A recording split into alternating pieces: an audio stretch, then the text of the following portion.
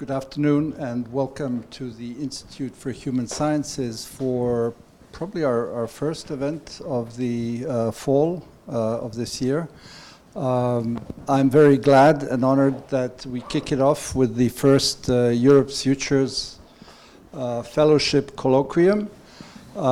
Very briefly, for those of you who don't know, this is a project at the Institute for Human Sciences which is done in strategic partnership with the Vienna-based Erste Stiftung, subtitled Ideas for Action.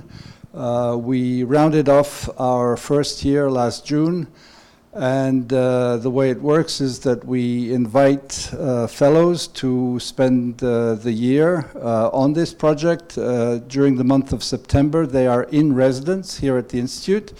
And for the rest of the year, they are non-residents because they all have their day jobs in various European cities working on specific projects. And the colloquia that will be here every Monday will endeavor to present the individual projects that they're working on. Of course, we'll have a number of events in September that are related to the project, but also during the course of the year, we will meet in conferences and workshops, and we will this year introduce a blog that will appear weekly, and we'll kick it off on Monday.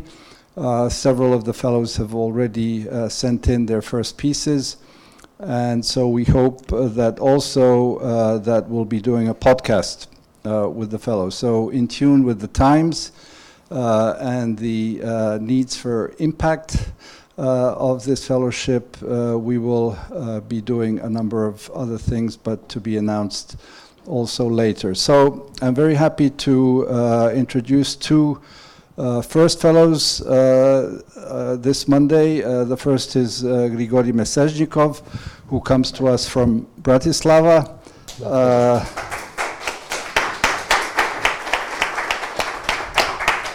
A warm welcome to Grigorij, who will be the first one to present. He's a political scientist, has worked on all things related to transition politics, to democracy and its challenges.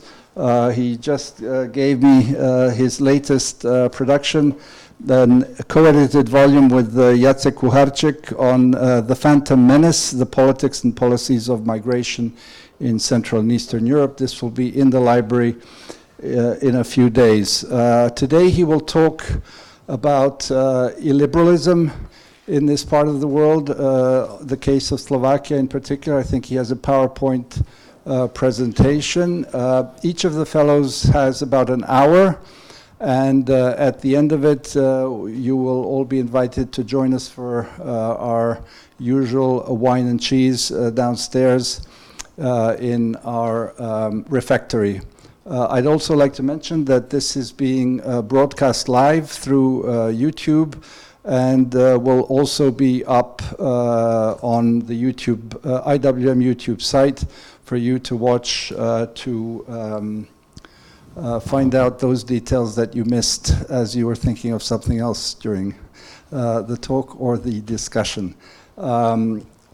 I'd also like to mention that all in all we have 8 fellows this year. I'd just like to mention them by name. I'll introduce them, of course, one by one as we have the colloquia or the events. We have Nicole Koenig here from the Institut Jacques Delors in Paris, Peter Kreko from Political Capital in Budapest, Niccolo Milanese, who will be presenting just now, so I'll introduce him separately, Alida Vracic from Sarajevo.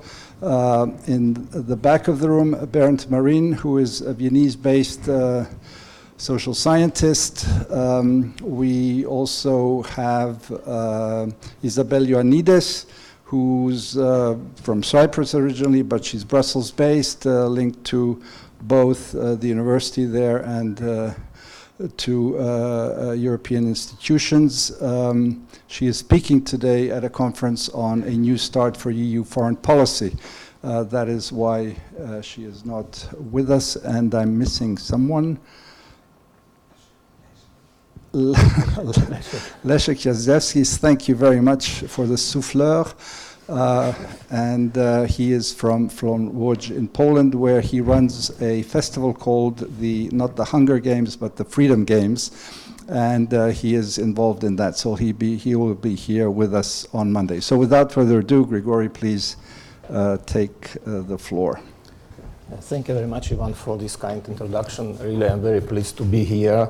It's my premiere in Institute for Human Sciences, so really I'm very thankful to the Institute that I was admitted to this program, Europe's Future, and I will work on the topic which I considered as a very serious in my country, but also in Central Europe, and broadly, probably, we are now witnessing this phenomenon in the whole Europe, strengthening positions of extreme parties, radical parties, and in Slovakia since 2016, it's really inseparable part of party politics and public discourse. But I would start probably with some positive remarks, because I came from the country not very remote from Austria, from Slovakia, which is mentioned today as an example of very positive developments. So positive dynamism in recent 2 years. Of course, we know that it started with a horrible event, and after this event, which provoked mass manifestations of people, rallies around the country, in Bratislava, in regional district cities, there were authors which compare this civic explosion with the Velvet Revolution, that since November 1989, Slovakia didn't witness such mass manifestations, and really the positive dynamism was launched, and there were some sequences of this dynamism. First, of course, changes in personal composition of the government. Prime Minister resigned, Minister of Interior resigned, some high police officer resigned. Coalition remained the same, but nevertheless, the personal changes were very important. Then, of course, there were some other sequences of these changes, investigation of the murder and some other criminal offenses, which brought some suspects to imprisonment. Then local elections with relatively good results, that many people who were involved in this civic movement for decent Slovakia and civic initiatives, local civic initiatives, some of them were involved in electoral activity, some even were elected to the local organs of self-government. Then in March, person who symbolized, I think, symbolized these wishes of changes, Zuzana Čaputová, was elected as a president with the support of almost whole opposition parties, pro-democratic opposition parties, and with support from many public intellectuals, civic activists. So she really symbolized that time this movement from, let's say, the state of injustice in the governance with some problems, irregularities, to the more clean politics. She presented her vision of the decent Slovakia. So, of course, it was very positively assessed by domestic actors, by foreign observers, and European elections also a couple of weeks ago. I think the dominance of pro-European parties was absolutely obvious. So this positive dynamism is evident, but I think that the picture is much more colorful. It's not only about consolidation of positions of these, I would say, liberal democratic forces, but there are some other expectation of changes, and the proponents of these expectations and proponents of these proposed changes, they belong to another societal camp. So from one side, consolidation of this pro-democratic camp, both on the level of political elites and citizens, voters. At the same time, consolidation of positions of maybe, to describe them in more known terms, Slovak alt-right. And I mean, what are the indications of this? First, and it happened several years ago. Slovak right-wing extremist party, People's Party Avoj Slovakia, Kotleba, the name of the leader of the party and part of the name of the party, penetrated into Slovak parliament 3 years ago, and constantly they are strengthening their positions.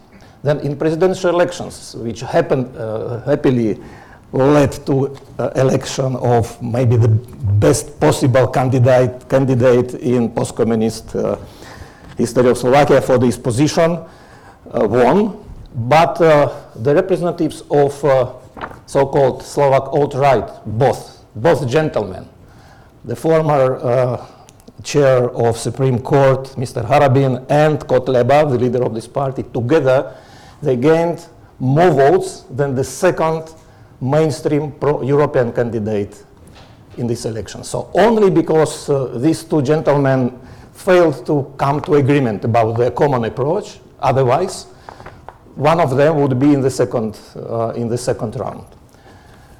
And in the European elections, which also we consider as relatively results successful for democracy, that dominant parties are pro-democratic parties, but this fascist party delegated 2 persons in the European Parliament, so first time in post-communist history of Slovakia since European elections started to be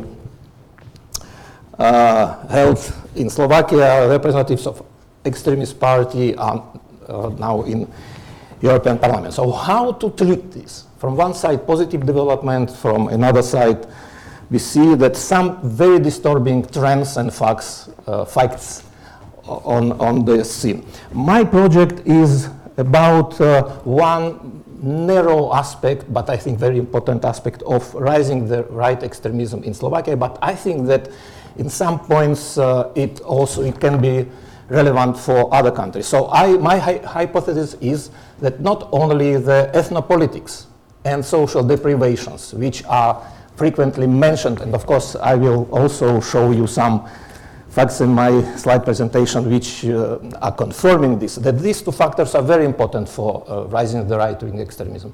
But I think that it's not enough for explanation why just 30 years after in Czechoslovakia, Velvet Revolution, after the start of transformation process, right-wing extremists are gaining so prominent position in the politics, in public discourse.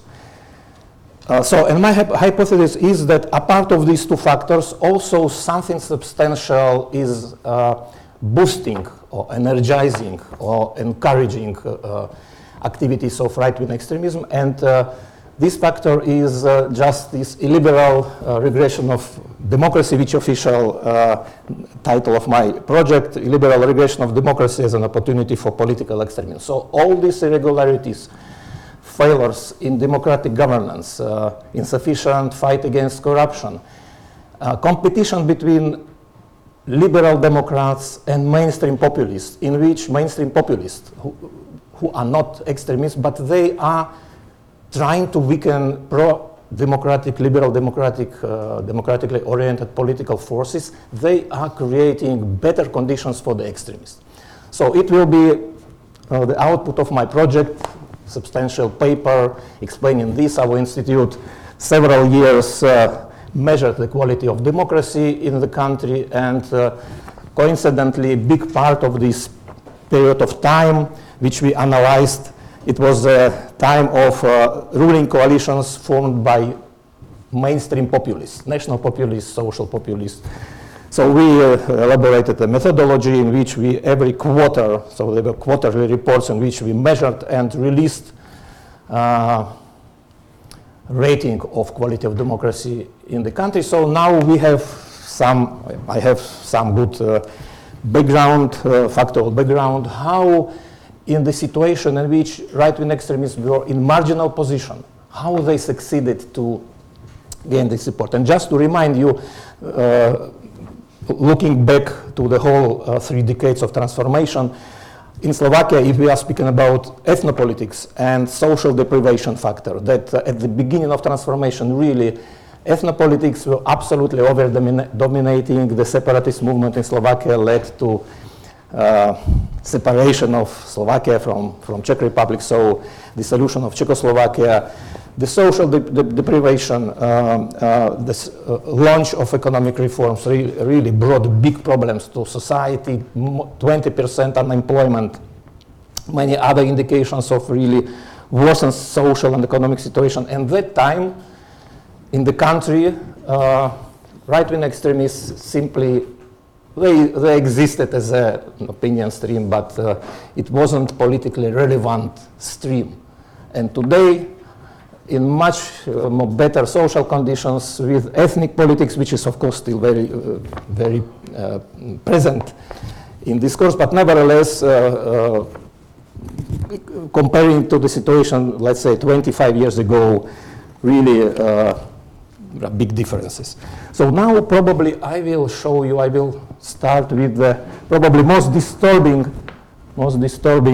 slide, which is confirming what I told about rising the right-wing extremism in Slovakia. Yeah.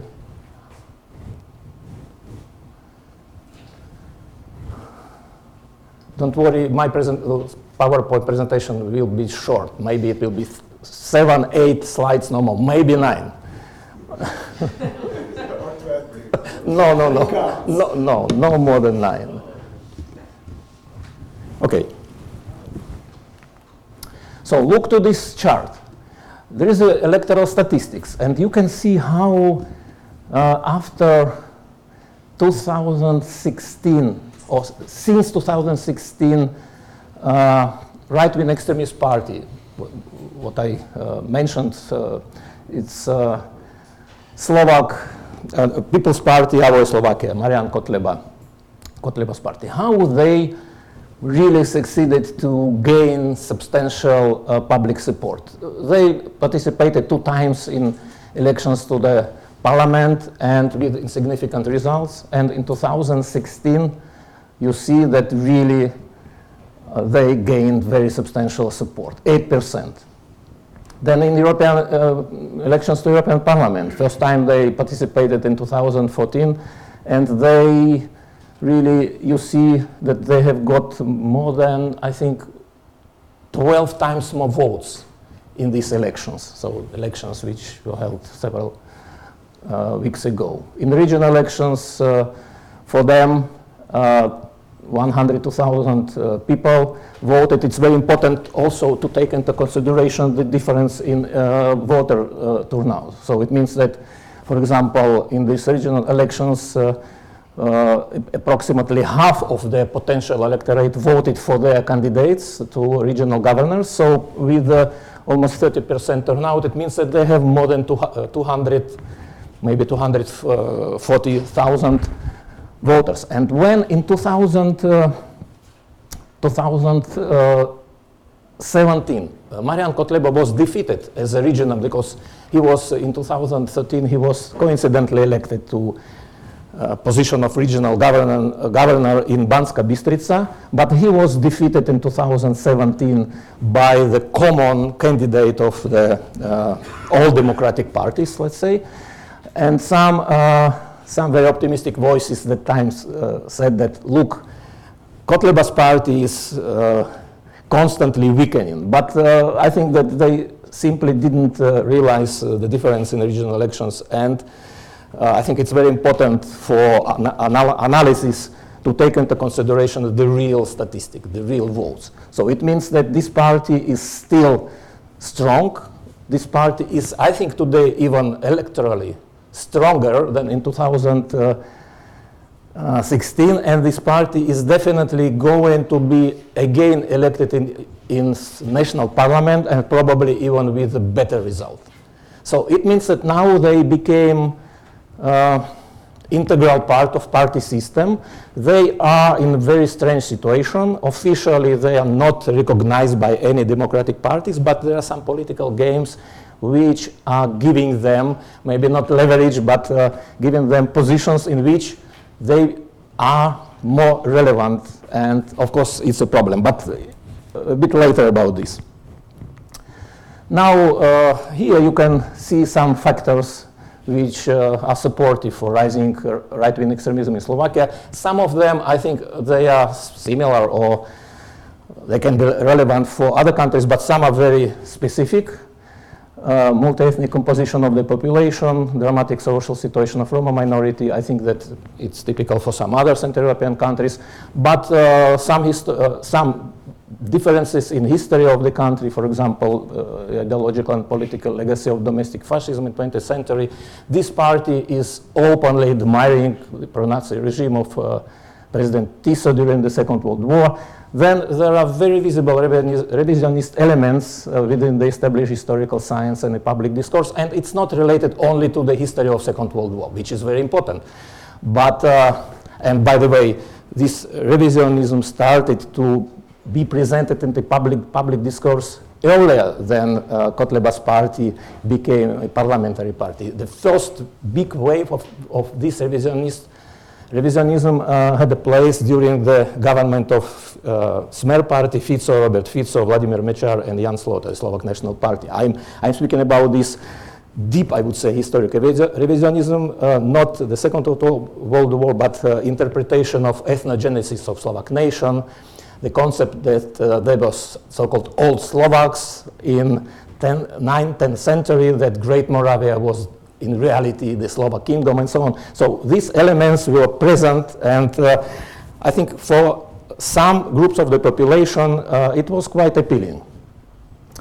Then of course negative effect of country's isolation on the population's value orientations, and eroding consensus of mainstream politicians on prevention of extremists from participation in politics. So after Kotleba's party entered the parliament, it was of course shock. It was shock for liberal Democrats, it was shock for mainstream populists, and somehow few months after the elections really, even it was the justification of the creation of a ruling coalition, which still is operating, which is quite strange mixture of self-proclaimed social democrats, Civic Party of Slovak and Hungarians, and radical Slovak National Party. But they came to conclusion that one of the reasons which they presented to the population why they agreed to form this government was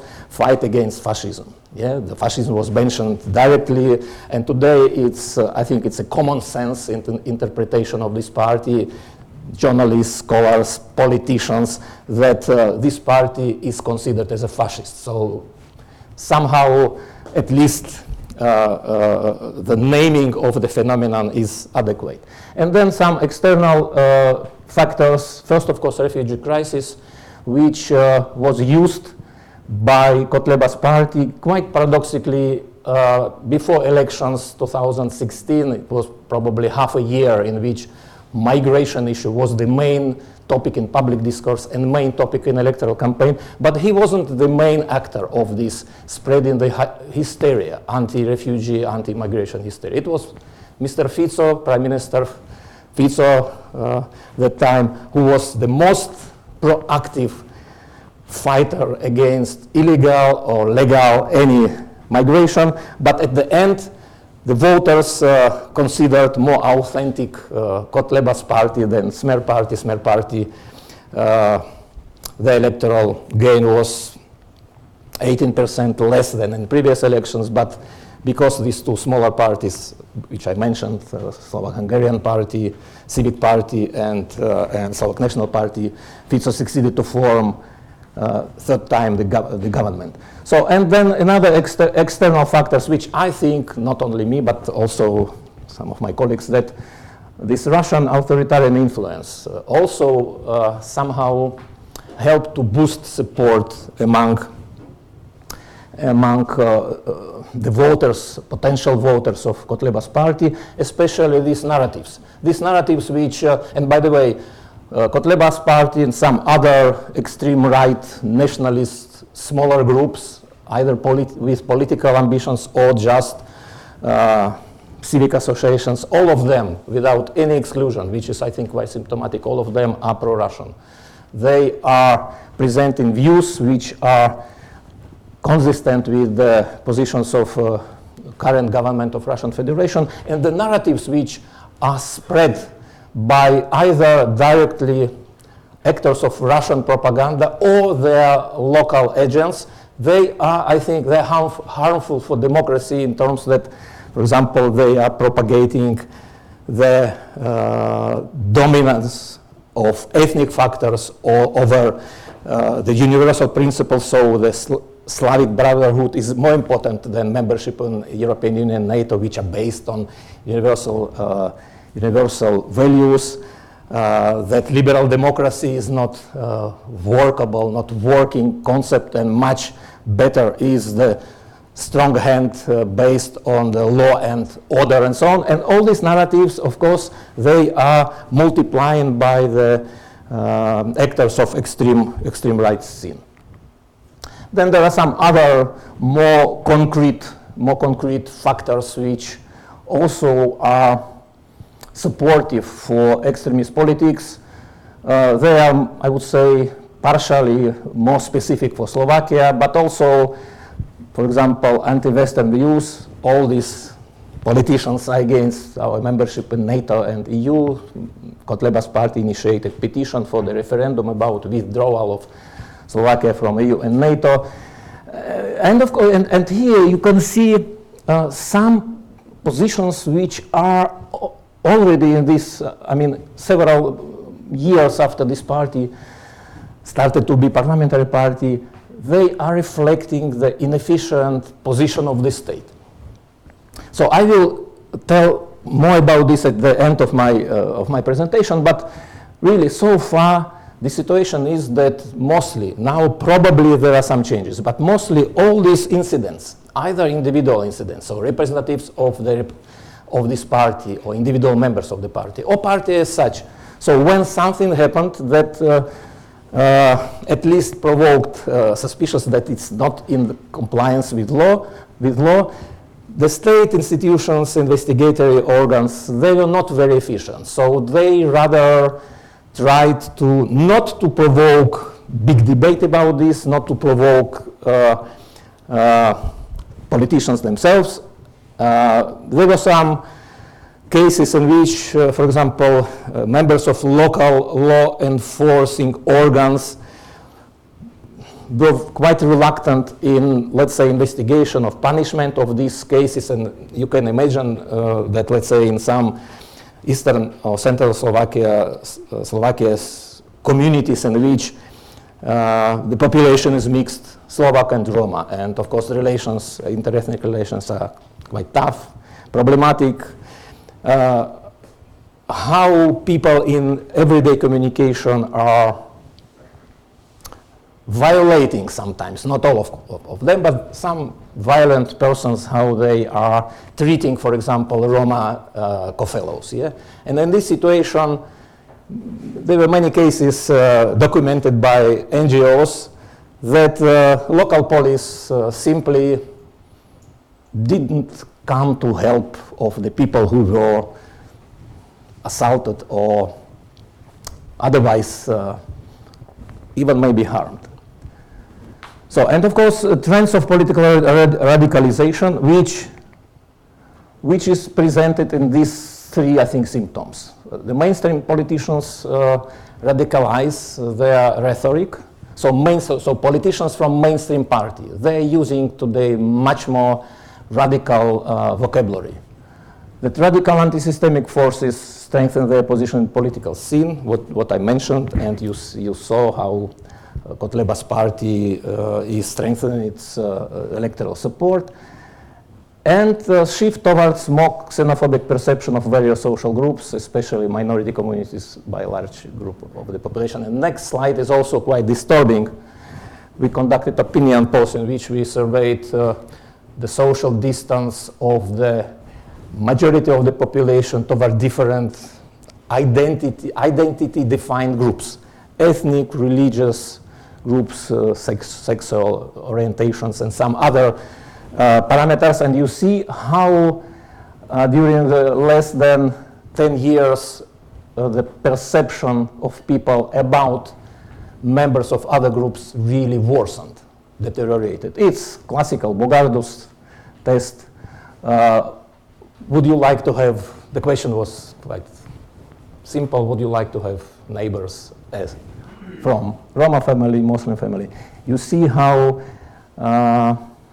in some groups the social distance really substantially increased. Muslim family, understandably, after this so-called refugee crisis, but also a family of migrants from less developed countries, more than 2 times,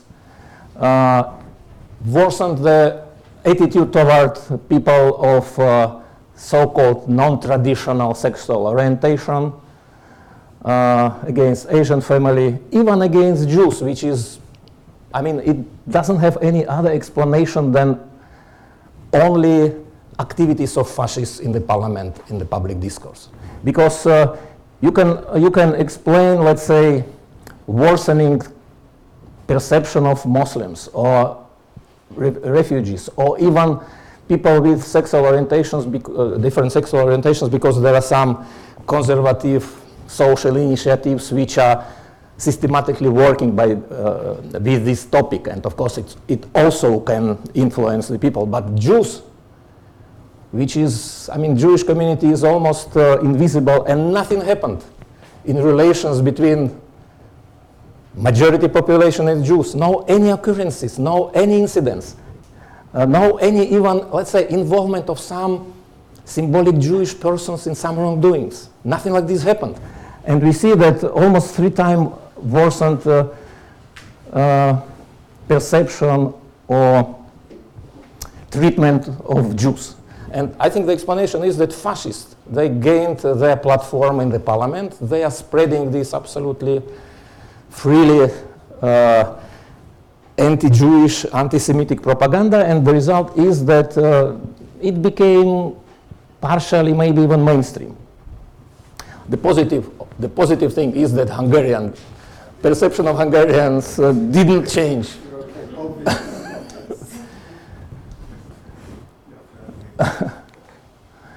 Now, some charts with it's the same opinion. Poll conducted two years ago. Situationally, I mean, this opinion poll was conducted several weeks before governors' elections, so regional elections, and one of the questions is how big problem represent the possible victory of Marian Kotleba in governors' elections. That time it was really the whole state issue, not regional issue, but whole state issue. And you see that 56% considered as a big problem. But I mean, from one side, the positive thing is that people declare that they do not like extremism. They do not like racial hatred and intolerance. So it means, so from this point of view, on the level of declaration, we see that people reject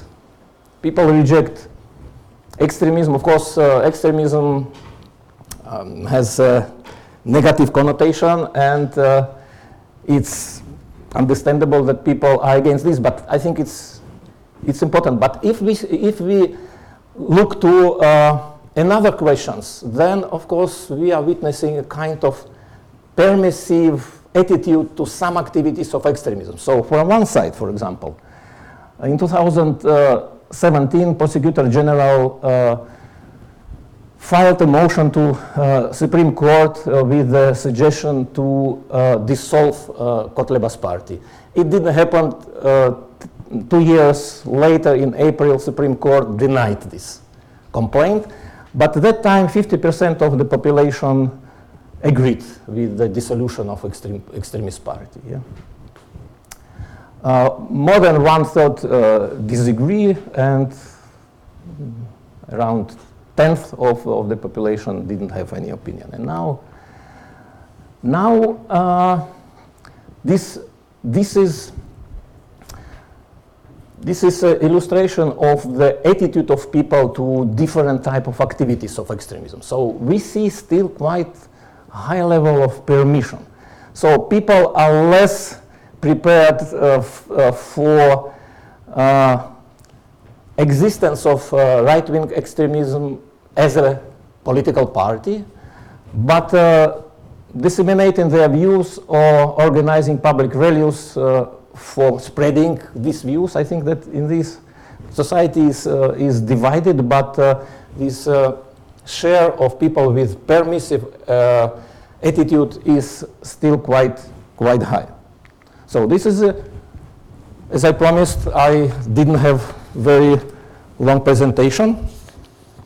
Now some ideas directly related with what I said at the beginning. So the thesis that it's not only ethno-politics and not only social deprivation and impact of social changes in society are factors of growing the right-wing extremism, but also this illiberal degradation of democracy and irregularities in how country is governed by the mainstream politicians. But in this particular case in Slovakia, it's typical that we have the biggest problem when populist parties are ruling the country. Now we have the mixed government, so two really populist parties and one civic party.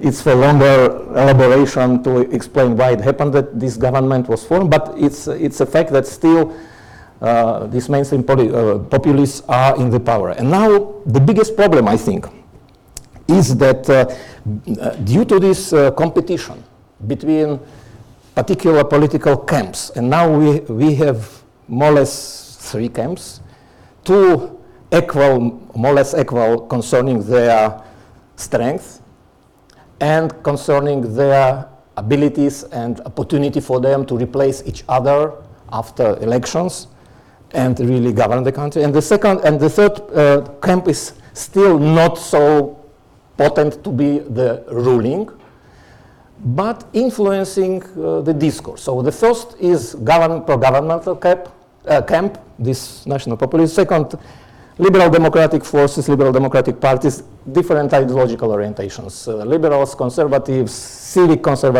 democrats, mixture. But I would label them as a liberal democratic camp. And the third, smaller, so far smaller, these extremists. And then the competition between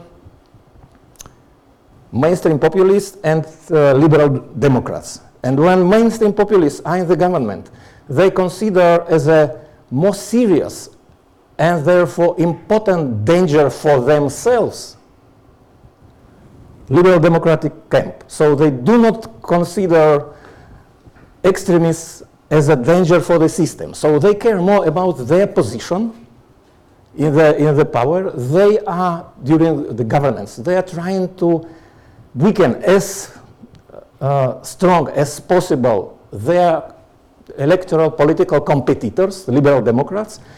They are inventing different measures. They are introducing amendments to law. They are distorting the procedures of how parliament works. For example, today, which is absolutely scandalous thing that in the parliament, the extraordinary session of the parliament wasn't open because of the obstruction of the ruling coalition MPs, which is, I think it's not in compliance with the standing order of the parliament, but it's normal in our country that, I mean, these two competing camps are trying to weaken each other, but the mainstream populists, they are much more aggressive, and I have to say that more efficient in weakening the liberal democrats, because it's a part of their habit. When liberal democrats are governing, they are respecting procedural consensus norms.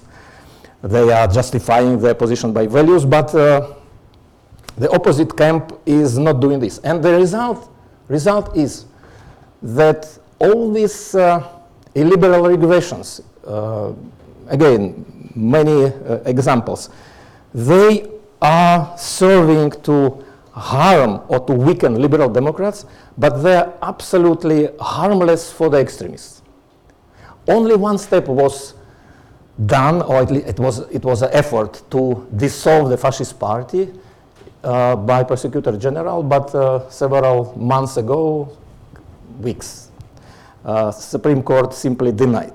So now the result is that this liberal democratic camp is more fragmented, maybe less potent, but extremists are rising, boosting their support, and enjoying higher support of electorate than it was 3 years ago when they penetrated the parliament. So now I see that Ivan is informally giving me signals that probably I should now finish my presentation.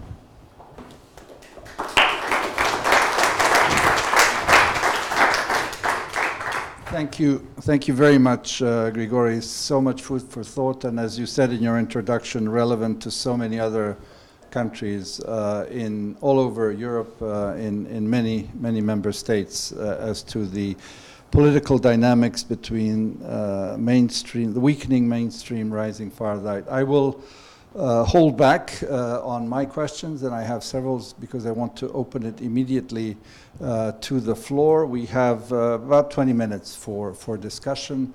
So I see Holly first, and do introduce yourselves because I think Grigorij doesn't know most of you. I'll take 3 questions, Holly, Peter, and someone else, and Alida.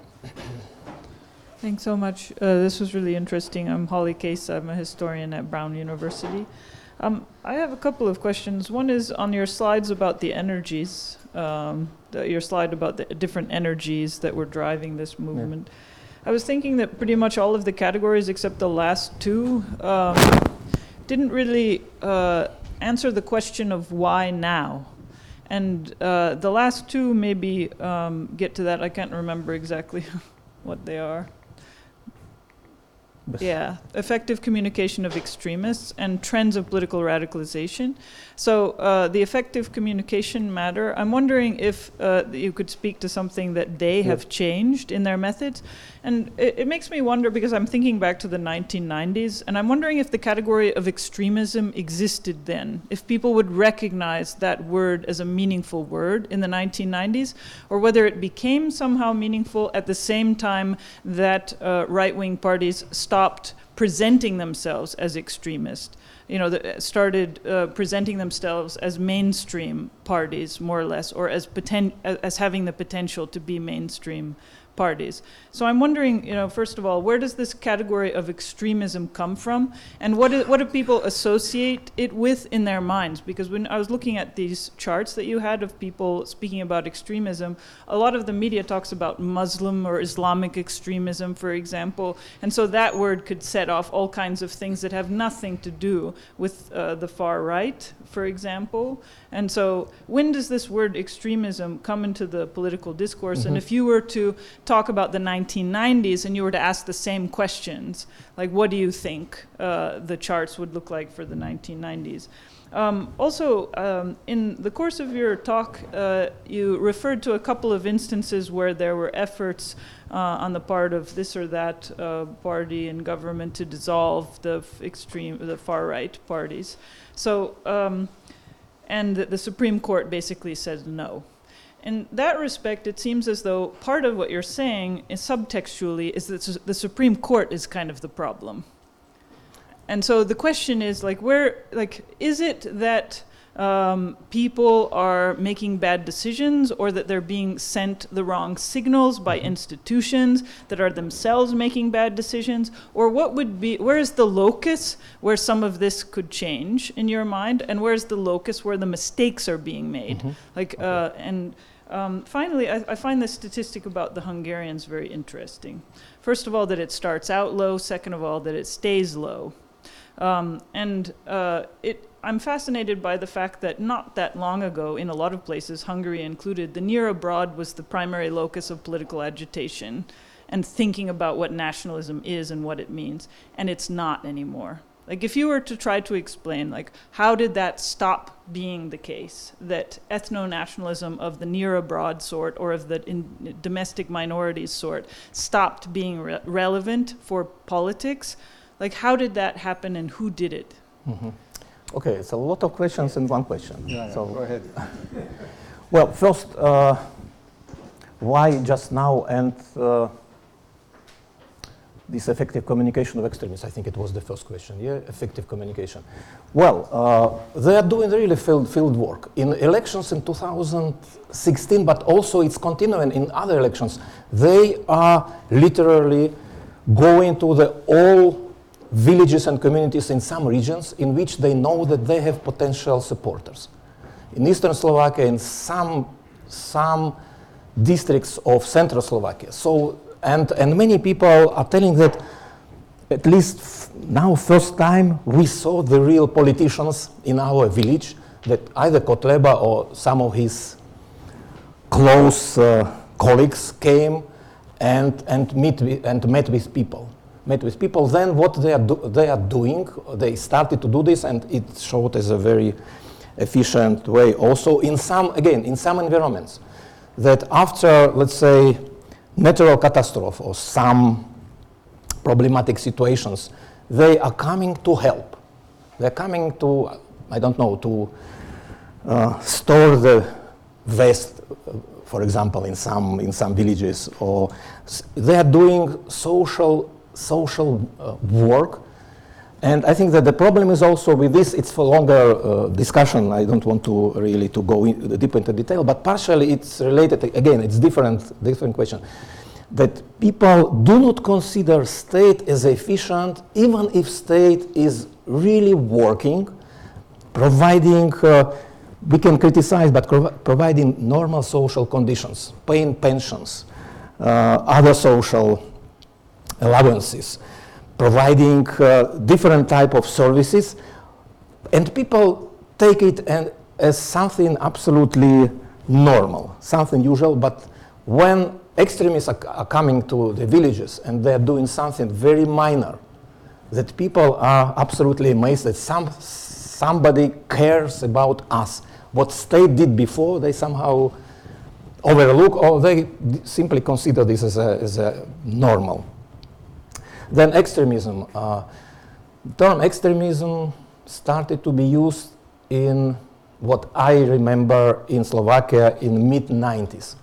And it's a term for labeling the political forces which are going beyond the system. So at least in Slovakia, but I think that in Hungary probably it's the same. So it's a synonym of anti-system forces. So no democracy, no systemic elements of the social order, by the way, including the foreign policy, including membership in European Union, and but mostly it's the connotation is that extremism is political, ideological, or opinion stream, which is not, in broader sense, compatible with democracy, with the rule of law, with the liberal democratic norms.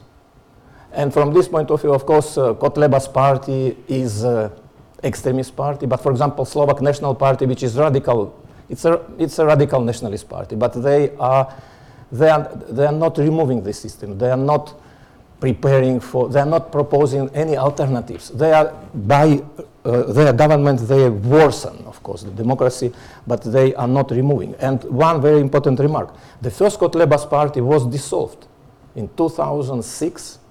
The first Kotleba party, name was different, but guy was the same. And many people who are now members of this party, they established the party Slovenská pospolitosť, the Slovak community of Slovak togetherness. And at that time, Prosecutor General also filed this motion in Supreme Court, quite quickly dissolved this party. Now, I think that it was a failure of both actors of this, but I will elaborate more politically. But formally, it was a really badly elaborated complaint of Prosecutor General and very formalistic approach of Supreme Court, because 2 years they were considering 21 pages document.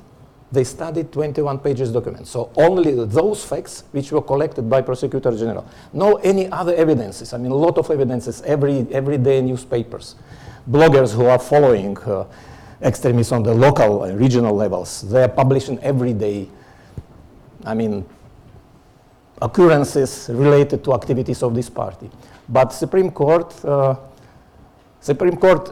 didn't make a decision that that Kotleba's party is a democratic party. Yeah, they simply rejected the complaint that according to this 5-member Senate, the facts which were collected didn't create a background for dissolution of the party. So answering to your question, in this particular case, it was, I think, the failure of the, not of the government, of course, but the state institutions as such. But just to mention one example from 2 days before comunicado of Mr. Fico. Last week, one of the members of this party was sentenced in criminal procedure. He was sentenced for financial fine, but it was a criminal. So he was sentenced in the criminal process for spreading hate about Roma. He was sentenced 2 times by the lower courts, and then Supreme Court confirmed this. So immediately, automatically, he lost his mandate. He was a MP. And Mr. Fico, chairman of Social Democratic Party, recorded a video in which he de facto criticized Supreme Court, and the justification for his position was that everybody in Slovakia thinks how Mazurek presented his views about Roma. So it means that now Supreme Court simply punished all the population, something like this. So the guy who was absolutely in accordance with all provisions of criminal law was sentenced, was accused and sentenced for crimes. According to Fico, it was bad decision. Yeah. I can imagine, it's just my speculation, but if Supreme Court would dissolve Kotleba's party, then Fico probably will be the first who would criticize this. But just 1 minute. But the most interesting thing is that the guy who is now in prison for his suspicious in ordering the murder of Jan Kuciak and his fiancée, Marian Kočner. And he was known by his very close contacts with the highest political echelon in the country. And police decoded his communication through Threema with his lover and co-fellow in crimes, and in this communication, he was telling her that after the murder, when it wasn't clear whether the government will survive or not, that his idea was not to replace one of the parties which at that time probably would leave the coalition. It didn't happen, but they were thinking about this Slovak Hungarian Civic Party, that Kotleba's party would support them because, and now the most interesting thing, because I managed on Supreme Court that they didn't dissolve them. And he had really, so far he had, probably now he has contacts to ministers, judges, prosecutors, high police officers. So if he was influencing judges in district court, why he couldn't do this in Supreme Court? So I don't want to say that Supreme Court released the ruling because judges were bribed by Kočner. But he was communicating about this as a fait accompli. Peter. I would have Peter Krakow, Political Capital Institute, Budapest. Thanks, Grigorij, for the very in-depth introduction to the dark side of Slovak politics. I would have one follow-up question on the bright side as well. Why the Hungarians are so popular? Yeah.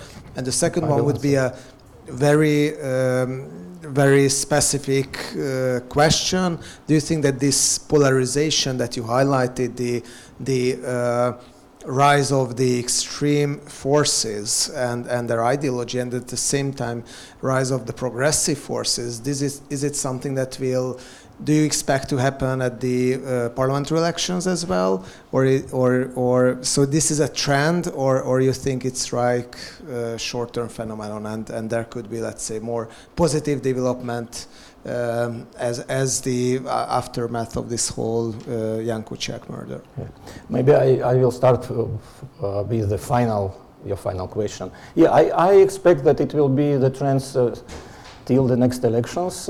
It's not only strengthening the progressive camp. It's one party, this coalition, Progressive Slovakia and Together, Spolu party, it's only part of them, they are progressives. The second part of this coalition, they are members of European People Party, so it's not progressive party, but they are democratic. Yeah, I think that the process of maybe overcoming the fragmentation of democratic camp will continue. I personally expect that maybe at least one pre-electoral coalition will be formed from this progressive Together coalition and new party of Mr. Kiska, the former president. Now in public opinion poll yesterday, I think that he gained almost 9%, which is good result. And of course, it will help the democratic forces to win in elections. The question is whether it will be enough for creation of the pro-democratic government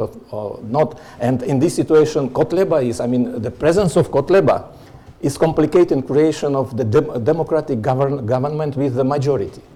Yeah, because he is, with Kotleba, who is rejected by all actors, we will see what how Mr. Fico will behave after the next elections. But I cannot imagine that even with him as a leader, the Smer party would be able to either form direct coalition with fascist party or, the government, minority government will be supported by the fascist party. It will be the catastrophe for the reputation of this party, but I think that Mr. Fico in last months probably doesn't care very much about reputation. But then to this Slovak-Hungarian agenda. Sorry, I forgot to answer your question. I think that paradoxically, Viktor Orban and Robert Fico, they, because of their pragmatic purposes, they contributed to keeping the relations between two states and therefore two nations in a relatively calm state. So I don't know whether they concluded the formal agreement, but it's true that even Slovak National Party, which was a party of one topic, and this topic was Hungary. Hungary, everything about Hungary and Hungarians, and this party is now silent. Probably they realize that there are other issues in which they can collect votes than only ethnic Hungarians. But another aspect, I don't want to provoke Peter you, and I know that what Viktor Orban is now doing, it's a big failure, I think, of Hungarian transformation to democracy. But one positive impact, very different than what happened in our country. That in our country, the government of Smer, which declared his anti-fascism and resistance to hatred, extremism, and so on, de facto led to strengthening of extremists. Now they are in parliament, in a more comfortable situation. Now they are in stronger position. They have their representation in European Parliament. They're enjoying quite big space in public discourse. They penetrated the mainstream politics. So they're inseparable part of political spectrum. In Hungary, Viktor Orban was and still is fighting against liberal Democrats, but at the same time, somehow he succeeded to weaken Jobbik. Because he incorporated the ideology in Fidesz's politics. Well, yes, but nevertheless, there are differences between Fidesz. I don't want to to mention this as a positive example. But the fact is that today in Slovakia, right-wing extremists are much stronger than Jobbik in Hungary. And you remember, 10 years ago, what was the situation with Jobbik? And Viktor Orban somehow succeeded to to weaken them. Yeah. In Slovakia, we are witnessing completely opposite development. One final question from, okay, Clemena, one final, keep it short, please, because we're over time. Yep. You know, I was looking at the explanations that you had of why this is the case, that you have this rising extreme right, and you have these internal factors, and for me they're very easy to recognize because they're quite similar to the ones in Bulgaria. As you know, I'm Bulgarian. Now, I was looking at the external ones. Yes. You know, I find it quite ironic, of course, that people are not afraid of Hungarians, and there are many Hungarians in Slovakia. They're afraid of refugees, and there are no refugees.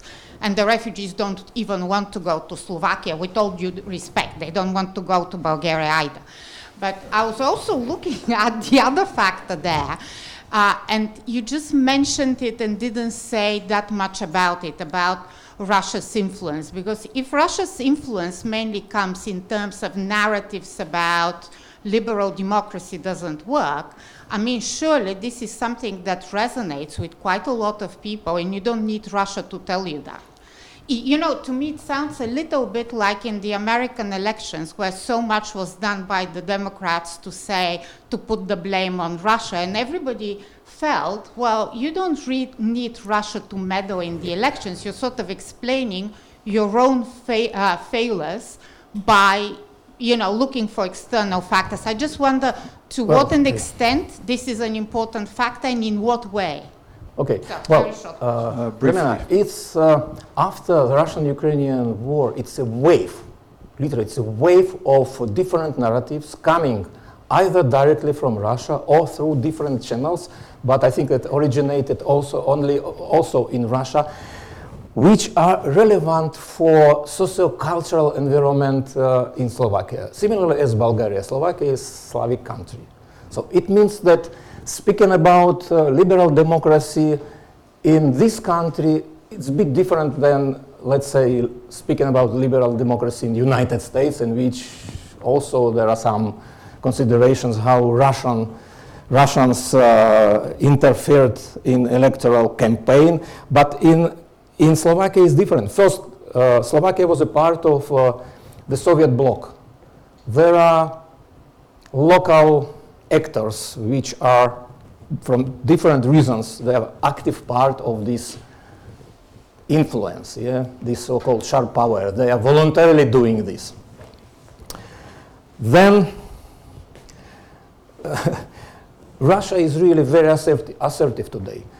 Russia, and I think that similar situation was in other countries, but Russia during the Yeltsin's government and several years of Putin's government wasn't very in favor of our membership in the European Union, especially in NATO, but that time Russia simply wasn't enough strong. Russia didn't conduct these efforts.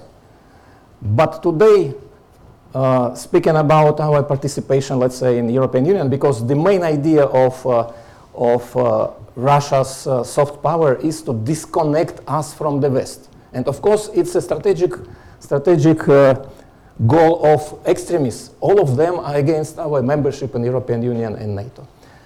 So today, of course, Russian narratives are more appealing than it was, let's say, before Russian-Ukrainian war, but also some other events in the European Union look to Brexit, for example. I think that it's still, for some part of Russian establishment, very encouraging factor. So if it happened to Great Britain, why it couldn't happen, let's say, to small Slovakia, which is a country with traditional affinity to cultural influence of Russia and so on. I don't want to blame, people or Russia as a country. It's a very interesting country, talented people, but the Russian state, the strategy of Russian state toward this part of Europe was always to disconnect from the West, and especially today in this confrontation related to Russian-Ukrainian conflict, to strengthen any actor which is supportive for Russia. And as I said, all these extreme right politicians, different organizations, not only Kotleba's party, but We have even some paramilitary groups in the country, and we conducted with Peter Kreko's Institute the special survey about this. I mean, they have Russian connections. Grigorij, thank you very much. Thank you. And we shall seamlessly move to Niccolo Milanese's presentation. Niccolo comes to us from Paris. He is a philosopher and an author and a poet, and he is the director of European Alternatives. He's a theoretician and an activist and has been running European Alternatives for 12 years. My goodness, you look so young, Niccolo. Mine started young. Where does Europe end is the theme of Niccolo's research project. He published this book, Citizens of Nowhere, with his colleague Lorenzo Marsili, How Europe Can Be Saved from Itself, and it has been recently translated into German, and we had a presentation with Niccolo here in May at the Institute. And as a Europe's Futures Fellow, he will be looking at this topic that I mentioned, where does Europe end? Political significations of Europe's uncertain geographies. Niccolo. Thanks very much, Ivan. It's a pleasure. It's a pleasure to be here. It's a pleasure to be back in this room standing up, because last time I was here, I hurt myself on my way here. I hurt my ankle, and I was sitting there with my foot stretched out. So this time I'm going to take full advantage of the fact that I'm mobile. As Ivan said, the research project is about this question: where does Europe end? The political significations of Europe's uncertain geographies. I've just started thinking about it since a week, so I'm still in some perplexity, but maybe it's clear to me at least where the interest is coming from. There's, let's say, a theoretical interest and then an activist interest. So my two of my personas are involved. The theoretical interest is perhaps in an overarching topic of how to grasp, how to characterize our political collectivities. And I use that word to try to get away from talking about our political identities, which sounds like it's an individual identity, to talk about the collectives we are part of. And my sense that the resources of theorizing around nationalism and nations, all the resources that are made available by talking about the globe or the whole world, and neither of them sufficient, either individually or together, to grasp onto our political collectivities. That a missing category, which has been extremely important in world history and European history in particular, is that of empire. And we have great difficulties to sort of imaginatively grasp onto what does it mean to be part of empire, because I think perhaps they're black spots in our historical memories still. And in that state of theoretical searching, the idea of Europe is an interesting one, because it is an intermediary term. It's somehow neither reducible to a national concept, it's also not global. Throughout its history, its history as an idea, and as an idea of poets and ancient Greek philosophers long before it became the idea of institutions. It's always been something that people are searching for, or that seems to be some distance away. Europa, the goddess, is someone we're looking for. We don't know where she is. Or Europe is the other shore, or something like this. There's this uncertainty built into the term, which people that we've all read, Denis de Rougemont, Zygmunt Bauman, Jacques Derrida have grasped onto as something that's an interesting potential with Europe. It's got this potential of adventure or project in it. We all know that potential is also a very dangerous one. That links up again with the idea of empire. So this is somehow the theoretical background of the research project. The activist background, because when I'm not sitting down thinking about what does Europe mean.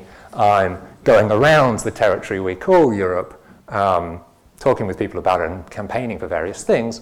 And one of the very common things that people tend to say, and everybody's heard this, is Europe feels very far away, or the European institutions are very far away. And there is, in saying that, a spatial metaphor of some kind. What is that spatial metaphor about? It would be perhaps understandable if you were in Marseille to say Paris feels very far away, or the French Parliament feels very far away, but saying that France feels very far away, there would have to be some specific context in which you were trying to say that. Maybe you could say La République est loin. The Republic is far away. Maybe if you were trying to make a point about the absence of the action of the Republic in your area, in a place like Marseille. But anyhow, this spatial reference seems curious and worth thinking about. The way that the European Union and the European Union institutions and political actors and others tend to try to address that, because they're pretty aware of all these people saying, you seem a very long way away, is to make themselves present by putting flags on projects that they've sponsored, or by trying to be very concrete as they think about it in terms of showing the benefits of European Union membership. That you can talk about the quality of your food, you can talk about, you can be sure of the nature of the car that you buy in one country, you drive to another country. It's like practical benefits.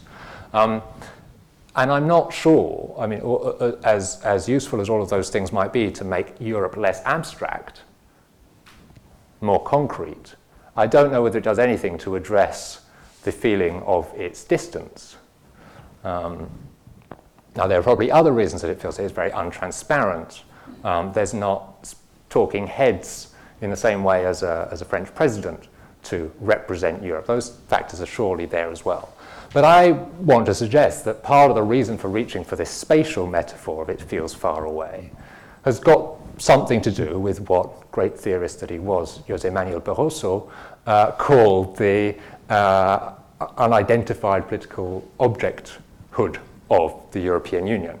It's something that is very unfamiliar as a political object. We don't quite know how to classify it, think about it, and that might be part of the reason why it feels far away. And perhaps an important part of that is that the European Union doesn't know how to think about its own territory, and there might be a reason for that, which is perhaps also a deep political reason about the identity of political collectivities in general, is that Europe has, until now, not had to think very hard about its external relationships, or how to justify itself to external actors. And so that's those two things are how I've been led into the topic. And I guess the active importance of it is that I would want to feel that if I'm touring around Europe, trying to talk to people about what the European Union means and what we ought to do with it and so on, I think that I'm lacking a fully convincing way of articulating actually what it is, the European Union. Another way of putting this would be that I've written a book that Ivan kindly held up, Citizens of Nowhere, which obviously is playing off of Theresa May's phrase. The obvious thing perhaps to do after a book called Citizens of Nowhere is to think about quite what the place that nowhere is standing in for is. We're not citizens of nowhere, but we're perhaps also not citizens of somewhere in the rather traditional sense that some writers talk about, citizens of somewhere. So this is the topic. There could still be some doubts about whether the European Union has a territory. Some people have thought about it as a post-territorial actor, as if somehow the European Union could dispense with thinking about its territory at all. And perhaps even seeing that as a good thing. It's a post-territorial actor which is therefore better adapted to our post-territorial world which is full of flows and networks and these kinds of things, and so it doesn't necessarily need to have a concept of territory. I tend to think that if it doesn't need a concept of territory, that might be because there's the presupposition that other actors are doing the work of having a concept of territory, and that obviously enough is the member states. The presupposition is that the European Union doesn't need a concept of territory because the territory is already defined by the nation states. The nation states concern themselves with their territory. And this introduces the difficulty of thinking about European Union territory, that clearly, if it's got a relationship with its territory, its relationship is different to its territory than the nation-state relationship, if only because there's these entities called nation-states, which are the member states of the European Union, somewhere in the mix. And it's easy then to think about a kind of hierarchy of levels, levels of governance or this kind of thing. But I mean, if we take a very simple-minded view of what a territory is, simple-minded, by that I don't mean to characterize David Miller, whose definition I'm going to use. David Miller says that if we're going to talk about territory in a political sense, it involves three things. It involves a land, it involves some people who are resident on that land, and it involves some governmental institutions which govern that land. And the question of territory is, what is the relationship between those three things? Now, if that's what a territory is, then the European Union, I would suggest, has quite clearly a territory. And even if there's these member states which are somehow involved, I think it's now difficult to maintain that the European Union has no direct impact at all, or no relationship of governance at all with the people who are living on that territory. And it's certainly difficult to maintain that the European Union has no role at all in, for example, managing the borders of that territory today. So it would seem like there is a case for having a theory of territory. But I think that David Miller's definition, which I've summarized, misses out two key components of territory, at least if you want to get to the kind of questions that I started off with, the practical one and the theoretical one.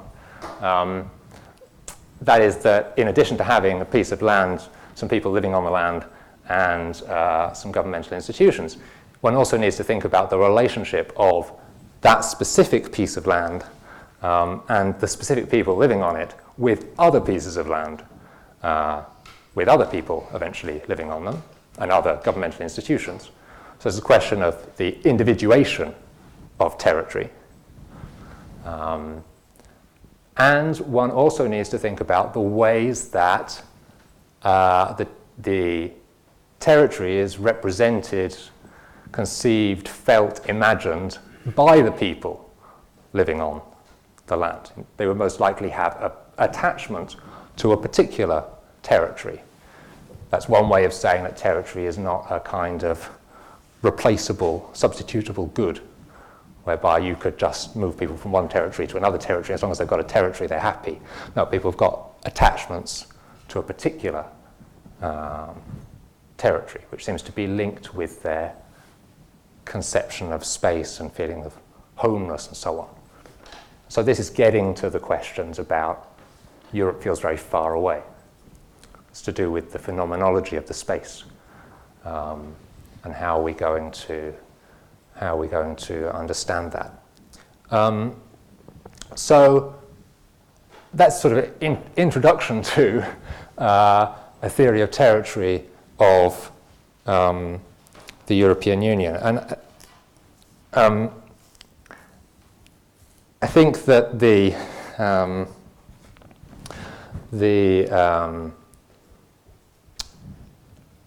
element that is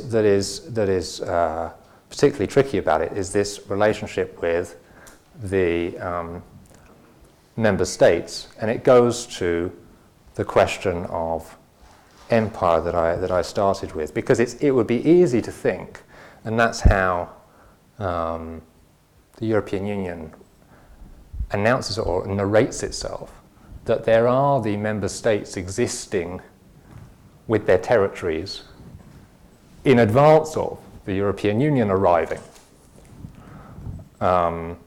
So that you'd have your nice member states and you put them all together, and then you've got the European Union. You could kind of build it like a jigsaw puzzle. And there's the territory. But the history wasn't like that. History wasn't like that, and that perhaps tells us something about the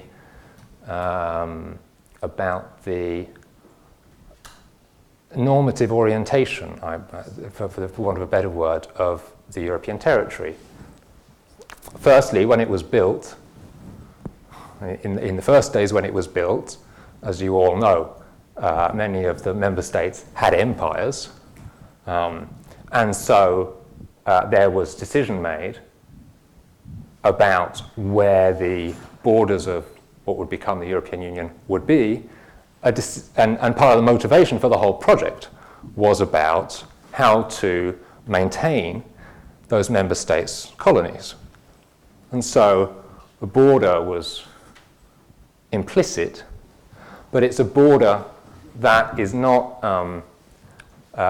so much where Europe ends as a hierarchical border, introducing membership and otherness, but otherness which is not totally detached, otherness which is a colonial relationship. So there's a decision being taken about how to conceive and set up a European space post-Second World War with a view to guarding various European empires. Secondly, some of the countries which will become European Union members didn't have their current borders at the time when the European Union was originally set up, and so the creation of various member states with their current borders can't be dissociated from the existence of the European Union. Another part of that story is that when the European Union was set up, its eastern border was clear, at least in the sense that there was an Iron Curtain. And so there you have the border as something which is imposed and where there is the idea to go beyond it. The border is the frontier, if you like, of a European space, which is to be extended. And this second conception of the border is the one that has continued and been prevalent in Europe's self-conception. Because if it's had an external policy at all, and a way of thinking about its external policy, it's been, at least in its immediate neighborhood, one of extension and accession. That way of conceiving of the border now is reaching various kinds of limits. Some limits that have been there for a while, about people questioning whether certain countries really should be included in the European Union. So there's been, almost for as long as the European Union has been around, there's been a question about the status of Turkey. Now, obviously, as well, because the news these days is not so much about the European Union extending its borders, but rather people wanting to pull out and finding out how difficult that is. And so one's forced to try to think about the European borders not in terms of a frontier advancing, but in some other kind of way. Now, it turns out that this idea of the European Union having a territory is something that European politicians have tried to skirt around for most of Europe's history, talking rather about space, a European space of free movement, for example. But with the attempt to create a European constitution, which then failed and then eventually came about with the Lisbon Treaty, there is a territorial policy of the European Union. and an objective of having territorial cohesion, for example. I think it's significant that territorial cohesion is a matter of the cohesion of the internal territory of the European Union and spatial planning, urban planning, those kinds of questions. It's quite detached from the other questions about the borders of the European Union and its relationship with external territories. And I think that there's all kinds of contingent reasons for that. But I think that there's also a reason in the way that the European Union wants to think about itself as a community of law, as a normative community of values, that also intellectually we have some difficulty. Modern political philosophy has some difficulty thinking about where the borders should be and what justifies borders. And so in our modern conception of ourselves, our individual freedom is quite disarticulated from our collective belonging and the necessary implication that that collective belonging is distinct from other collective belongings. And so the European Union, to my mind, in its trouble with territory, is kind of an extreme example of some of the unthought questions in modern political philosophy. Now, I gestured towards the fact that these issues of territory are now becoming obligatory to think about for the European Union. There's at least three reasons for that. And perhaps it's useful to say some words about each of them to be a little bit more concrete, and then you might have some inspiration for some concrete questions, which are a bit easier than the abstract gestures that I made before.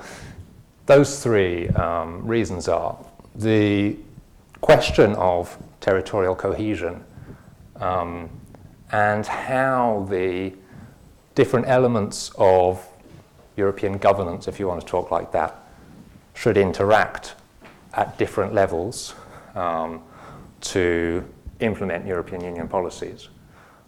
So that's a deeply discussed, actually, topic inside urban studies and geography, around the fact that it's now difficult to think about a multi-scalar form of governance, at least in, for example, big cities, because it's very difficult to identify the scale of different actors.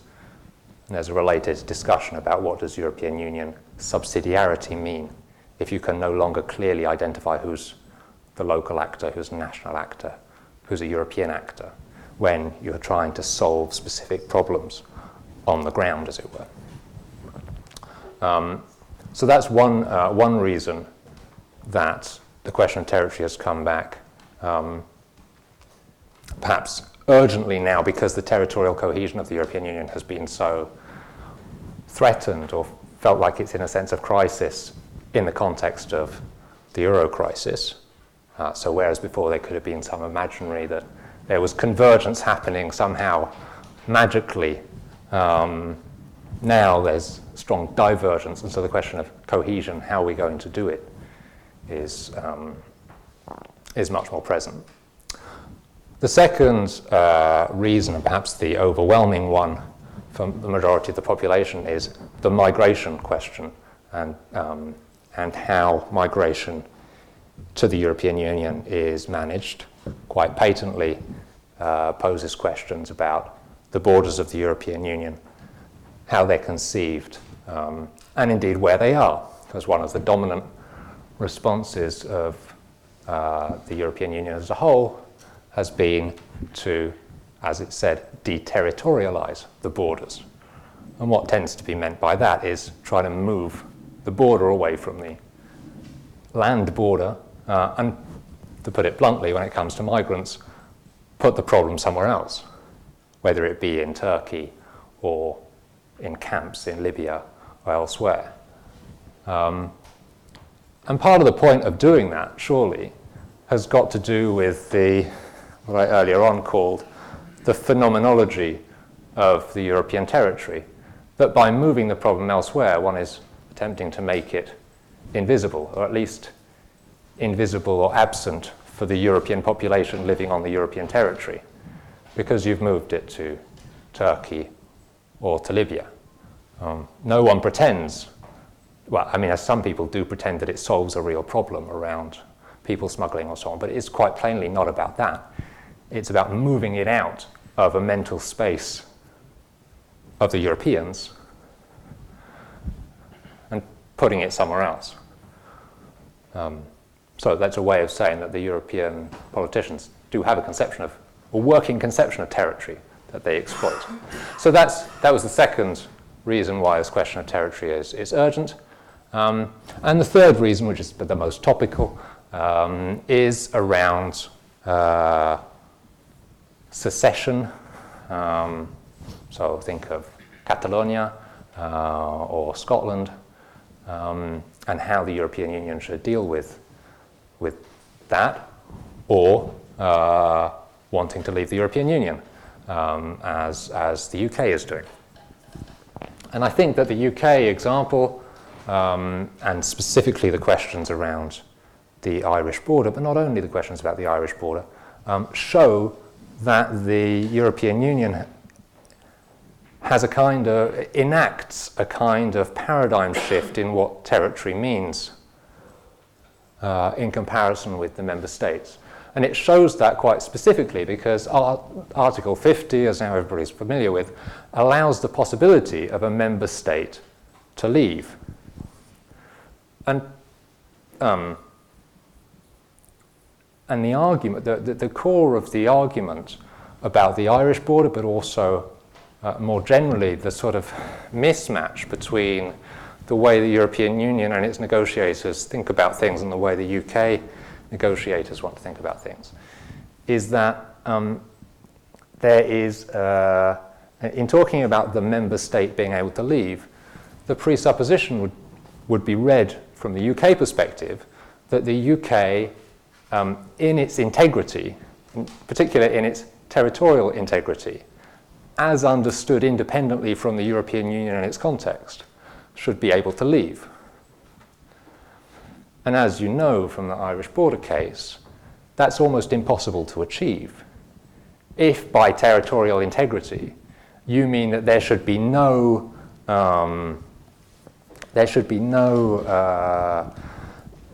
jurisdictional overlaps or forms of deep political cooperation running over that territory, it's difficult to achieve with the Irish border because precisely the way in which the conflict was displaced, calmed down sufficiently that there be an agreement between Northern Ireland and the Republic of Ireland was premised on everybody taking part in at least most of these overlapping rings of forms of cooperation. And if you try and pull one part out of that, you create what's called a hard border, by which they mean physical infrastructure at the border in Northern Ireland.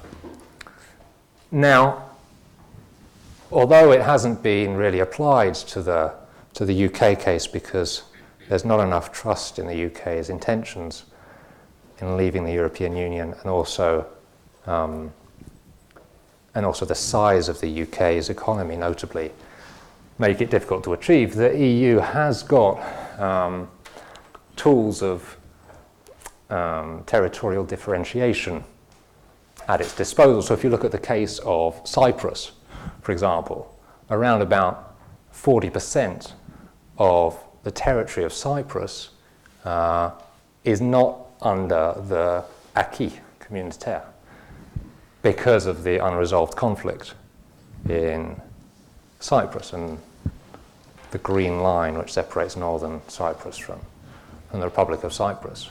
And so it's possible for the EU to think about what laws and apply to a country without having to take into account the whole country. That's the point of the example.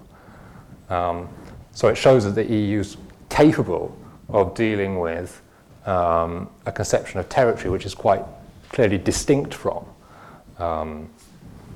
that of a nation state. Now, the Cyprus case is different because of the size of Cyprus, and also because quite clearly the intention is, the political motivation for that arrangement is that eventually the acquis will apply to the whole island of Cyprus. And the UK case is going quite notably in the opposite direction, or it seems to.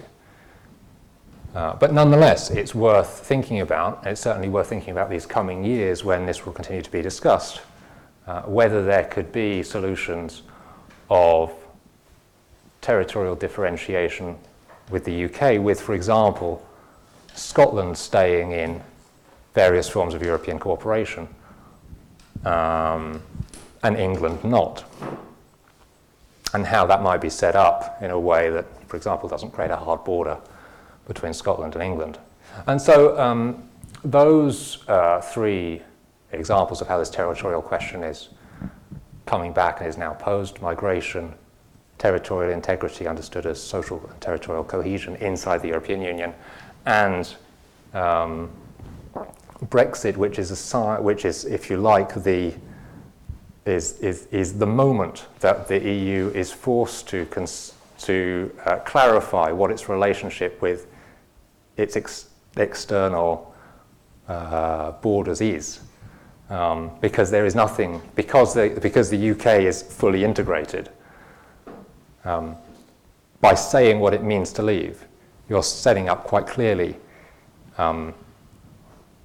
what it means to be outside, in no other sense than the decision of what it means to be outside, because everything else is already thoroughly integrated. You see what I mean? So the UK is the test case of what is the relationship between the inside and the outside of the European Union. So those three examples are some of the concrete ways I'm going to think about the problem over the coming year. If you've got any tips, now is the moment, or questions or total inclarity, I would be really grateful. Thanks very much.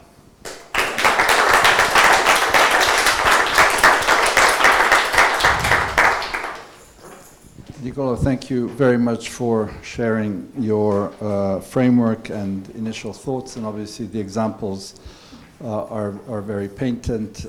Just some very brief thoughts. I mean, given that where I come from, the former Yugoslavia and the Balkans, and given that Serbia is a candidate country that is now negotiating membership, and having been for a brief moment the foreign policy advisor to the Prime Minister, the European Union has hammered into us the sentence, "We will never take in a new Cyprus, so you'd better solve your territorial problems before you even think of becoming a member." So another little addition to that. And then just a kind of a private observation. This summer I went back to the former country, which obviously was seamless and had no borders since I was born until 1991. And traveling around the former country, I had to pass new borders, 4 of them, and you know, entre nous, it seemed ridiculous.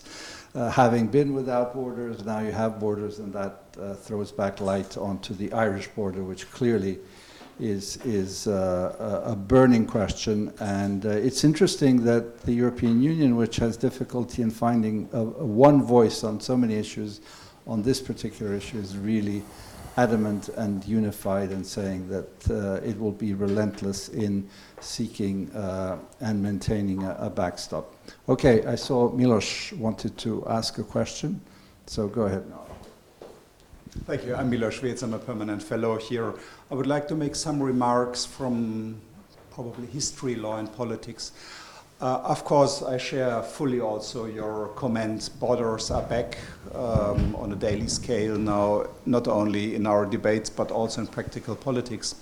But if you see it from a larger scale, you see that, again, this is also, so to say, maybe a moment in time. You stressed very much on the dichotomy of inside and outside, and physical borders are a part of this. And if we look back at state formation, so this is 1,000 years ago, probably the first international treaties were border treaties in Mesopotamia. But I somehow feel that if we look at the last 1,000 years, there has been, so to say, a rise of talking and conceptualizing borders. So sovereignty was about superioritas territorialis, no shared jurisdiction, as you also said.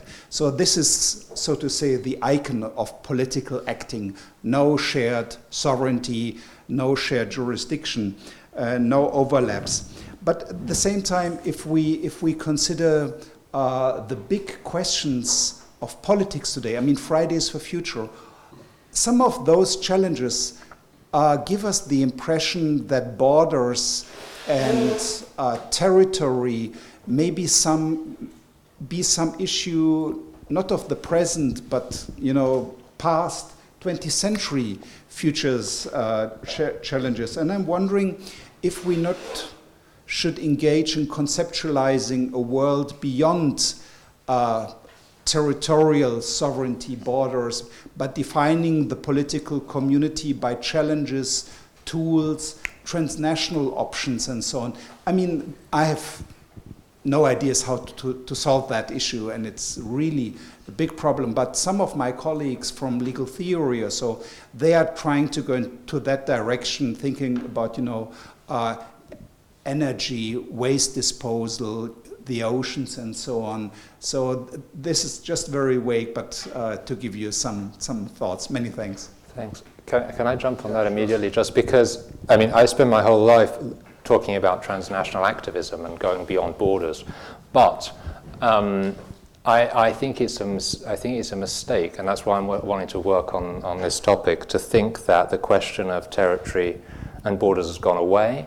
Rather, I think that the nature of those borders and the nature of the territory has changed. And that's because there is not yet the universal community of mankind. We are able to, and it's very difficult to imagine how we would not, differentiate between different political communities.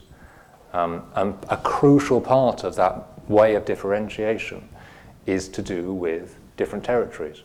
And so there's all of these people marching, and I can see why, and I want to support them, towards global solutions for global challenges.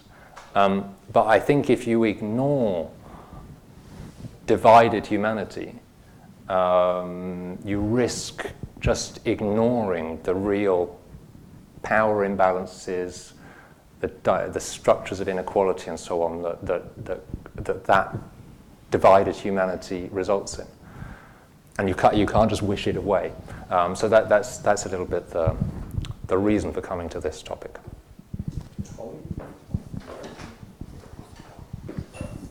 Thanks so much. I find the topic very interesting indeed. One of the things that is sort of a paradox of our time that strikes me is that I think I used to know, or used to think I knew, what the content of being Hungarian was, according to the zeitgeist, or what the content of being Polish was, or whatever.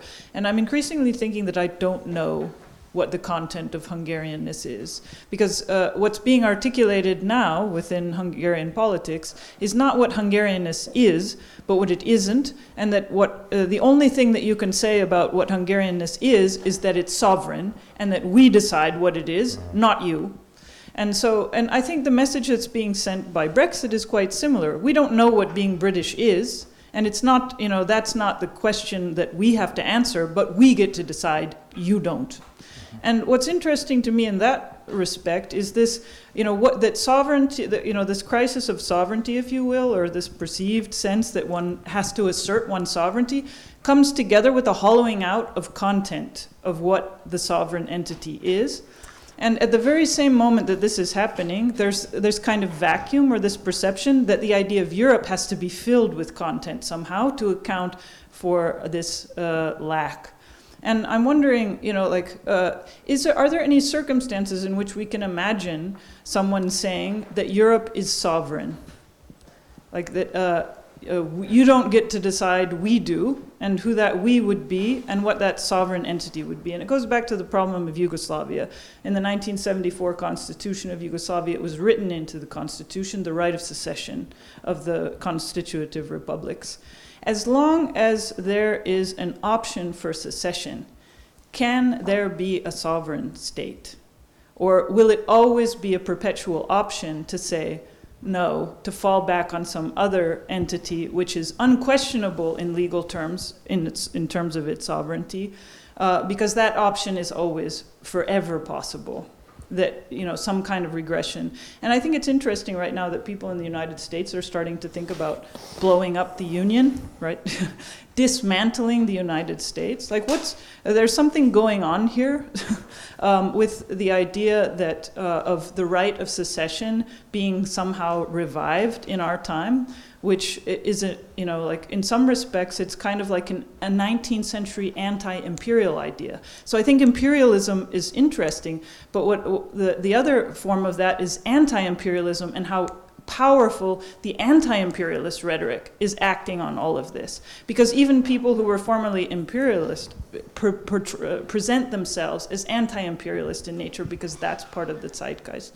And so I'm wondering if there's something that can be said about anti-imperialism in the context of this European project, not least of all because a lot of the Eastern European states formed themselves in an anti-imperial mode, and they have a very, they have an idea about what Europe is. And if you think of like Viktor Orban, for example, his idea is quite old for what Europe can be, and it's one that has a conception of its boundaries, and that has, and is conceivably could, if the category of Europeanness is empty, it could come to fill the, what it is that Europeans are and can be. Like, he has a vision for that. And so is the answer to that to come up with a counter vision, or to question visions more generally as having some kind of problem? That the visionary European projects are inherently imperialist at their core? Is that kind of what you want to say? Or is the visionary somehow, does it need to outstrip the vision that the current political forces have, and to form some kind of alternative vision?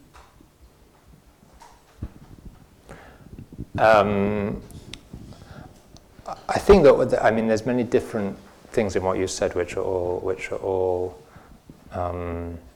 worth commenting on, but I'm not going to be able to comment on all of them. I think that perhaps one of the ways I would put the post-imperial nature of our self-conceptions is not so much about whether one was on the imperial side or on the anti-imperial side, but rather that implicit in all attempts at constructing political identity now is a vision for how the world, or at least the nearby world, should be ordered. So I think that the Brexiteers find it impossible to countenance the real existence of the European Union. It's not just that they're useless at negotiating, it's that they can't admit that something like an entity of shared sovereignty is possible. They talk about negotiating with Germany or with France or with Spain, rather than really being able to conceptualize negotiating with the European Union. And that's because they have a vision of how the world should look, which has some imperial elements, but also has the idea that there's political units in it which are nation states, which negotiate amongst themselves and do international diplomacy. And I think this is strong with all of these movements. So I don't think it's quite correct to say that the nature of contemporary populism is totally empty or self-referential, because I think that there is very often, maybe there's cases where there isn't, but there is very often a vision of how the world around you should be ordered, as well as a claim that we decide here. But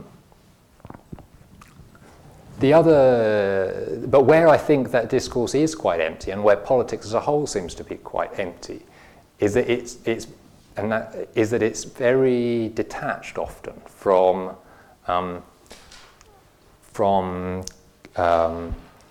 material issues in anything other than an individualist sense of social redistribution or so on.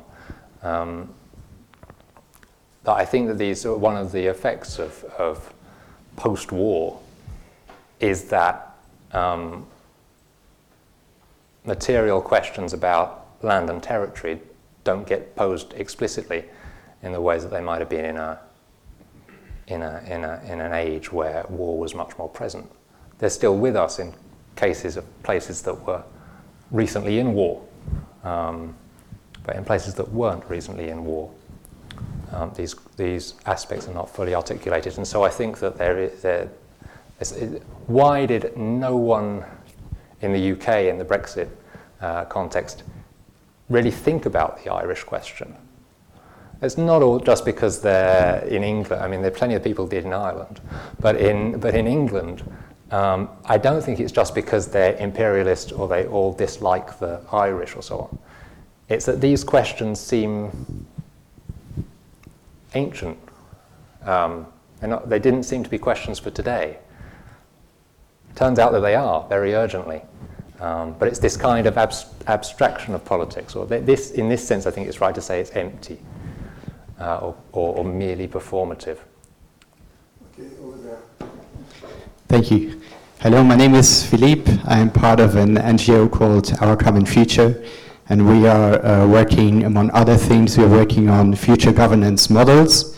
We have also been cooperating with Niccolo on a project called Imagine Europe, so inviting young people, not only young people, it was open to everyone, but inviting everyone and also people not only in Europe. Actually, we have winners from the Philippines, for instance.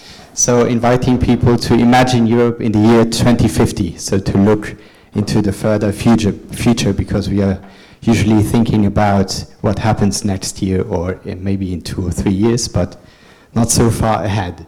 Thank you, Niccolo, for your inspirational presentation.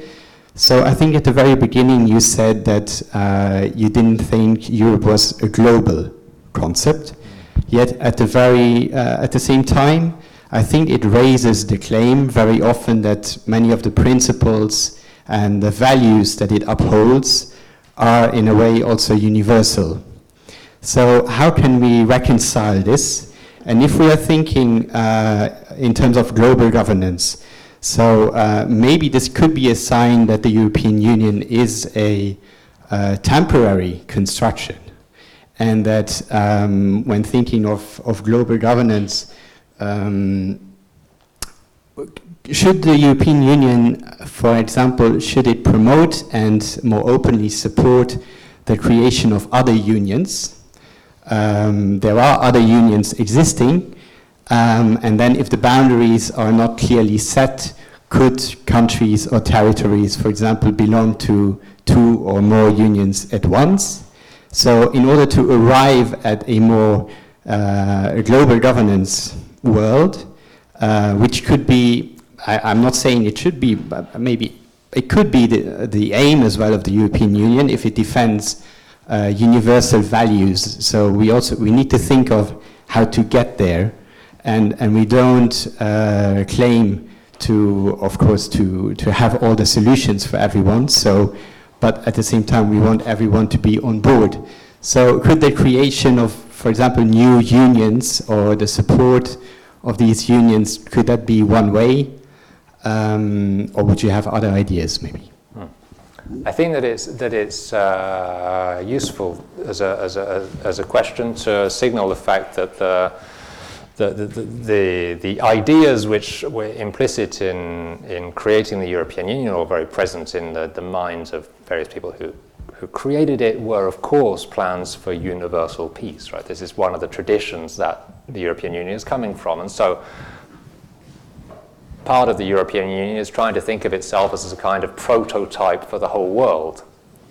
I think that in some sense that's very admirable, but if you think about yourself as the prototype for the whole world, it's difficult then, I think, to really think politically about your relationships with parts of the world that are not yet part of you, and that are not likely to become part of you very soon. So that's to say that you can have an accession policy if you're a prototype for the whole world, but with countries that are not candidates for accession and are not likely to be anytime soon, what's your policy?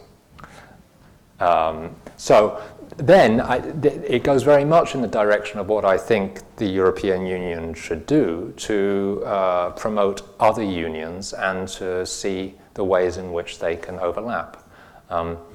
The Mediterranean Union is a very clear example of that, overlapping with the European Union, but because of the European Union's inability to think its foreign policy, or as I would prefer to put it, the inability of the European Union to think its territory correctly, it is unable to develop a real strategy to work with the Mediterranean Union that doesn't actually just crush it. Now, there's other reasons why Mediterranean Union these past years has been difficult. But one of the reasons is that the European Union just comes in and sets its conditions, in that case acting rather like a hegemonic global power, rather than having the finesse of being able to clearly differentiate itself from the other union and develop policies in that space. Thank you. Thank you a lot for your very thought-provoking talk. I'm Olga Bizyukova. I'm junior member here, and if I may, 2 very short questions. First, would it be productive to think about to which extent and in which conjuncture the territory and the very idea of Europe is defined and produced not only at the core but at the margins, so by those not only who are inside but those who are outside? Because the very historical formation of European Union, it was not unproblematic, and for example after the fall of the communist regime, this was also the push of post-communist countries and not only the free will of at that time, the community. And now, of course, it's Ukraine, yes, for whom probably now the Europe is, at least they would like to believe it becomes closer than it's far away. And my second point is, and probably you could clarify a bit, because when you were speaking about the divisions that exist inside the European Union, you were a kind of equating Europe and European Union. And to this extent, in relation to this, for example, these countries like Hungary, Poland, as far as I know, it seems that they score high on how population sees itself as European. And basically this migration crisis in a way allowed to crystallize this agenda of alternative Europe, yes, because even positioning themselves in confrontation to the European Union, they also try to promote themselves as, in a way, true Europe, whatever shallow or hollow it is. So these are my 2 short questions.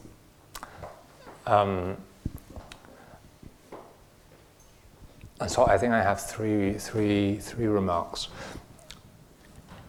Europe and its peripheries, and is it useful to think about the peripheries? yes, and I think that the crucial question there is how can the European Union justify itself to people or countries that are not part of it? How does it explain itself? And I don't think the European Union currently has an answer to that question. But I think it's in a certain way the first political question. You have to be able to explain why is one community separate from another. And if the only answer you have, for example, is force or walls, this is not an answer. This is the lack of an answer.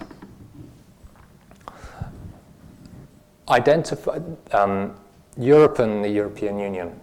I mean, of course, this is right, and it's always useful to insist that the European Union and Europe are different things. One of the ways of saying what I tried to indicate earlier on is that Europe as an idea can be thoroughly ambiguous about its territorial extent, and it always has been. So for the ancient Greeks, Lebanon, as we would currently call it, was probably part of Europe. So there is distinction there. I think that and if you look at a map, typically Europe is going to look larger than the European Union. Still, I think that I think that now the idea of Europe it cannot be thoroughly detached from the European Union. This name has been somehow captured. Europa has been captured, and it's identified with a set of institutions and a bureaucracy. And that might be a good thing or a bad thing, but that is the state of things. So that was the second remark. Do I still remember the third remark? Maybe not. Yeah, just a very quick remark. Thank you very much. It was really a good presentation. But just to play a bit the devil's advocate, or in this case, the EU's advocate, I do think that we can have this insider perspective that the EU it's a bit vague and uncertain about its borders. Probably Russia shared this uncertainty. That's why they like to fly within EU members' airspaces in Sweden, in Baltic states and elsewhere. But joke aside, it's if you are coming from from a country to the EU that is not an EU member state, that you realize that it's a very stark reality. For example, if you come from Serbia to the European Union without an EU passport, then it can take you several hours of time to get in, checked, and so on and so on. So the external borders of the EU are, I think, rather well defended, especially in Hungary. I mean, if you want to come in as a refugee, you have to climb through meters of a fence. One thing. The other thing is that Schengen is something that at least a part of the European Union, I think it just makes again very important physical realities of where the EU's borders or part of the EU's borders end and where it begins. So I do think that and when it comes to the lack of let's say joint foreign policy in some issues, I think the main reason here is that it's 28 member states that have to come to an agreement, and in a lot of cases it was successful. For example, the EU-Turkey deal proved to be quite successful in defending the borders of the European Union from part of the refugee crisis. So I do think that the EU is more concrete, especially from an external perspective, than we tend to assume. Yes, I agree with all of that. The EU has borders. You can say where they are. Specific things are happening at those borders. There's infrastructure at those borders, and so on. This is maybe not the key point. The point that what I'm trying to think about is how does the EU justify those borders? And this, I think, is how does it justify those borders, and how does it conceive of them? Because, as you rightly pointed out, they're not somehow equal borders for everybody. some people, some things can move more or less freely across them. As I tried to emphasize, the borders such as they have existed up until now of the European Union have had a sort of inscribed teleology about them, in the sense that some of the borders and for some of the people are not destined to last for very long, because they're borders that are supposed to expand. But this is now uncertain. And so these are the questions of how the EU should think and justify its borders, which relate to the remark that was made earlier on about can you imagine someone saying, well, the EU is sovereign, and Macron tries to build a discourse about this, and the conditions that he makes of it, which is sort of a traditional French way of thinking about what's a state, is, well, we've got to have strong and clear borders on the outside as a condition for deeper integration, and that in that way we will have European sovereignty. This, to me, is a way of thinking about the European Union which just makes it look like a big nation state. And so this is reducing the difference and uniqueness of the European Union. So yes, it can definitely do borders. It already does borders in all kinds of different ways, but can it think its borders in a different way from the way nations thought of their borders? That's my question. Since I have the mic, I would use this opportunity to finish with a cynical remark.